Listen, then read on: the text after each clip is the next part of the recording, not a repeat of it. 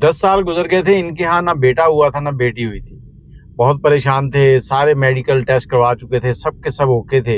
एक दिन ये औरत बैठी अपने घर में और हमसायों के घर में खुश रहे, नाच रहे हैं, ढोलक बज रही है और लोग उनको देख रहे हैं और ये अपने घर में परेशान बैठी है और अल्लाह से दुआ कर रही है, ऐ मेरे रब तो जिस हाल में रखे मैं उस हाल में खुश हूँ, लेकिन मैं दुआ करती हूँ कि अगर हमें बेटा या बेटी नहीं देनी तो हमें किसी खुसरे से ही नवाज दे। अब कहते हैं कि कई बार आपके मुंह से निकली हुई बात पूरी हो जाती है और उस दिन कुछ ऐसा ही हुआ।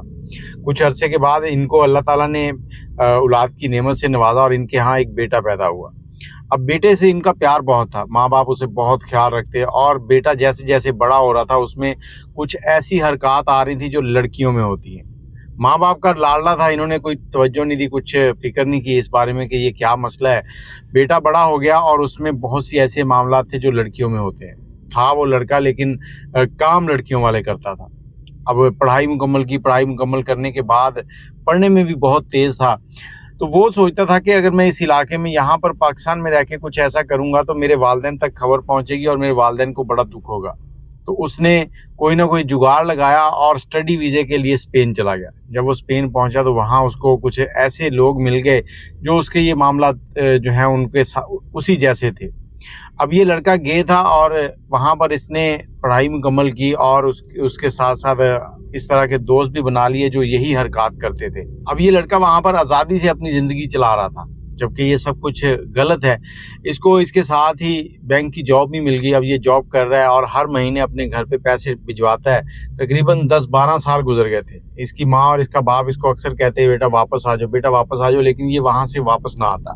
पता नहीं कौन सी चीज़ थी जो इसको वापस नहीं आने देती थी। माँ बाप परेशान थे, जबकि ये तो अपनी ख्वाहिशात को पूरा करने के लिए वहाँ पर रुका हुआ था। ये जो यूरोपीय ममालिक है वहाँ पर इन चीज़ों के ऊपर पाबंदी नहीं है, ये उनको गलत नहीं समझते। वो कहते हैं ठीक है, हम जिन्स परस्ती जो है वो चलती है। अब एक दिन इसके बाप की कॉल आती है और कहता है कि बेटा देखो तुम्हारी माँ जो है वो हॉस्पिटल में पड़ी है। उसने बड़ा प्लान बनाया था कि कुछ नर्सें वगैरह हॉस्पिटल कोई दवाई लेने गए थे शायद, और कॉल कर दी, दिखाया कि तुम्हारी माँ बहुत बीमार है, बोल भी नहीं सकती। बेटे को उसी वक्त ख्याल आया कि मुझे जाना चाहिए। उसने टिकट करवाई और पाकिस्तान के लिए रवाना हो गया। पाकिस्तान पहुंचा है, तब तक वो उसको घर ले आए थे और जैसे ही बेटा घर पहुंचा है माँ ठीक हो चुकी थी। माँ से मुलाकात हुई, बाप से मुलाकात हुई और उसने कहा जी मेरी छुट्टी सिर्फ 1 महीने की है, तो 1 महीने के बाद मैं चला जाऊंगा। लेकिन बाप ने यहाँ पर उसके लिए एक और जाल बिछा रखा था। माँ बाप चाहते थे कि हम इसकी शादी कर देंगे ताकि इसको ये होगा कि मेरी बीवी पाकिस्तान में और ये यहाँ पर आकर रहने लगेगा।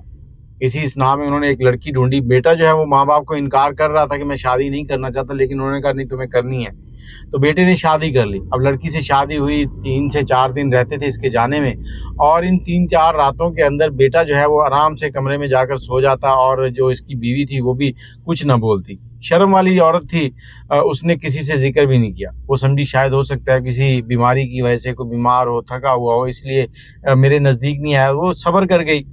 अब तकरीबन कह लें कि 2-3 साल गुजर गए। ये वहाँ जाकर अपनी बीवी को भूल गया। बीवी यहाँ पर है और ये खुद वहाँ पर है। आखिरकार माँ बाप ने जोर डाला और जोर डाल कर इसको राज़ी किया कि अपनी बीवी को वहाँ बुला। आखिर उसने बीवी का वीज़ा ना चाहते हुए भी अप्लाई किया और भी उसकी बीवी को वीज़ा मिला और इसकी बीवी वहाँ पर पहुँच गई। जैसे ही वहाँ पहुँची ये उसको एयरपोर्ट पर लेने आया। अब खुश तो नहीं था बीवी को वहाँ देखकर, लेकिन फिर भी न चाहते हुए उसको लेने आया।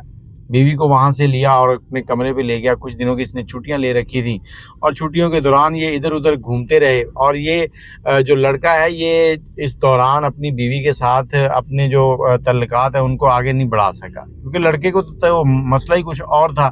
और औरत जो है वो शाम को जब घर पहुँचती देखती कि इसका शौहर बड़े टाइम से सो जाता है। अब इनकी शादी की मूवी जो है वो इसके मोबाइल में थी। इसने अपने शौहर से कहा कि आप इसको चलाएँ। उसके शौहर ने शादी की मूवी जो है अपने मोबाइल पे प्ले की है और लेट कर देखने लगे। इसी इस्ना में इसका शौहर जो है वो सो गया और इस औरत को बड़ा दुख हुआ कि मैं यहाँ पर इसके लिए आई हूँ और इसको कोई टेंशन ही नहीं है मेरी कि मैं क्या कर रही हूँ क्या नहीं कर रही। अच्छा, उसने अपने शौहर का मोबाइल पकड़ा और वो लॉक नहीं था। उसमें से दूसरी वीडियो ढूंढनी शुरू कर दी, स्क्रॉल करनी शुरू कर दी जो गैलरी थी। अब कुछ वीडियोज़ आगे गई हैं तो एक ऐसी वीडियो आई जिसको देखने के बाद औरत जो ज़ोर से चीखी है। अब वो वीडियो क्या थी, उसमें इसका शौहर कुछ लड़कों के साथ मशगूल था, गंदी वीडियो थी, नाजेबा हरकत थी, तो उसने रोना शुरू कर दिया। अब वो समझ चुकी थी कि मेरा ये मसला है, इस वजह से ये मेरे साथ कोई तल्लुकात नहीं बना रहा। जब इसने रोना शुरू किया तो उसका शौहर जो है उठ गया। जैसे ही उठा है वो पूछता है कि क्या हुआ है, उसकी नज़र अपने मोबाइल पर पड़ी जिस पर उसकी गंदी वीडियो चल रही थी। अब उसने मोबाइल पकड़ा है, फ़ौरन से उसको बंद किया। वो समझ गया कि इसको पता चल चुका है, तो उसने इसको बताना शुरू किया कि मैं तुमसे शादी नहीं करना चाहता था, जबकि औरत उसके बरक्स रो रही है और कह रही है कि तुमने मेरे साथ ज़्यादती की है, तुम्हें ये नहीं करना चाहिए था, तुम शादी ना करते, मेरी ज़िंदगी क्यों ख़राब की है। तो ये लड़का जो है ये कहता है, इसको समझा रहा था कि मैं यहाँ पर अपने तरीके से खुश हूँ, तुम अपने तरीके से खुश रहो, मतलब तुम जो चाहे करो, मुझे कोई टेंशन नहीं है, बस पाकिस्तान में किसी को नहीं बताना, मेरे माँ बाप की इज़्ज़त ख़राब हो जाएगी।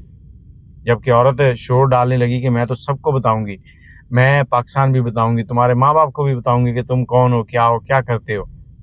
इसी बहस के अंदर इनकी झगड़ा बढ़ गया और इस लड़के ने पास पड़ा हुआ कपड़ा जो है उस औरत के मुंह के ऊपर रख के उसको ज़ोर से दबाया। अब ये इतने जोश में था कि इसको समझ ही नहीं आई कि नीचे वाला जो है उसका सांस बंद हो चुका है, उसके सांस रुक गए और वो मर गई। अब जब थोड़ी देर गुजरी तो ये सर पकड़ के बैठ गया कि सामने लाश पड़ी है और इसने उसका कत्ल कर दिया है। अब इसने उसको गायब करने का तरीका सोचा कि अब अगर पुलिस को पता चला तो ये पकड़ा जाएगा। तो इसने क्या किया कि एक चाकू लिया और प्लास्टिक बैग लिए, उसमें अपनी बीवी के छोटे-छोटे टुकड़े किए, टुकड़े करके उनको डाल दिया और डालकर इसने लॉन के अंदर ना थोड़े-थोड़े वक्फे से उनको दबा दिया। जैसे ही उनको दबा के ये खुद आराम से सो गया है। कोई 3-4 दिन गुजरे हैं तो वहाँ पर इनके लॉन में कुत्ता आया दीवार फलांग कर। कुत्तों को स्मेल आ जाती है, उसने आके लॉन की ऐसे खुदाई की है, खुदाई करने के बाद वो शॉपर निकला है, उसने वो शॉपर मुँह में दबाया और बाहर निकल गया। जैसे ही बाहर निकला तो वो कुत्ता जो था वो सामने वाले घर वालों का था। अब उन्होंने कुत्ते को देखा, कुत्ते को देखने के बाद उन्होंने अपने कैमरे के सीसीटीवी फुटेज देखी, क्योंकि वो जो शॉपर के अंदर आज़ाद थे वो इंसानी थे। तो सीसीटीवी फुटेज में कुत्ता उस घर से आ रहा है, तो उन्होंने पुलिस को बुलाया, पुलिस को बुलाकर सारा मामला बताया। पुलिस ने इस बंदे को गिरफ्तार किया, तो इसने सारा अपना जुर्म जो है वो कबूल किया। जुर्म कबूल करने के बाद इसने बताया कि वो कहती थी कि मैं सबको बता दूंगी। तो पुलिस ने कहा कि तुम गए थे तो क्या मसला था, बता देती। वो कहता है ये पाकिस्तान में बता रही थी, वहां पर मेरी इज्जत खराब हो जाती। तो जब इसके वालिदैन को बताया गया कि आपका बेटा ऐसे ऐसे गे है और उसने यहाँ पर अपनी बीवी का कत्ल कर दिया, तो वो बजाय इसके कि इसको बुरा भला कहते, वो रोने लग गए कि हमारी बहू जो है वो मर गई है, अब इसको कौन सी बीमारी है। तो जब उनको समझाया गया तो वो परेशान हो गए और सारे इलाके में उनके ऊपर थू-थू हुई। और यहाँ पर मैं इस वीडियो को सुनाने का मकसद ये है कि जब भी आप बच्चों की शादियाँ करें तो वो लड़के के बारे में मालूमात ज़रूर लिया करें कि लड़का क्या करता है, कैसा है, किन लोगों में उठता बैठता है, उसके मामलात कैसे हैं। कहीं आपकी बच्चे की भी ज़िंदगी इसी तरह से ख़राब ना हो जाए। बाकी दुआ में याद रखिएगा। अगर आपके पास कोई स्टोरी हो तो हमें इनबॉक्स कर सकते हैं या फिर हमारे फेसबुक पेज से आकर हमसे लिंक कर सकते हैं। अल्लाह हाफ़िज़।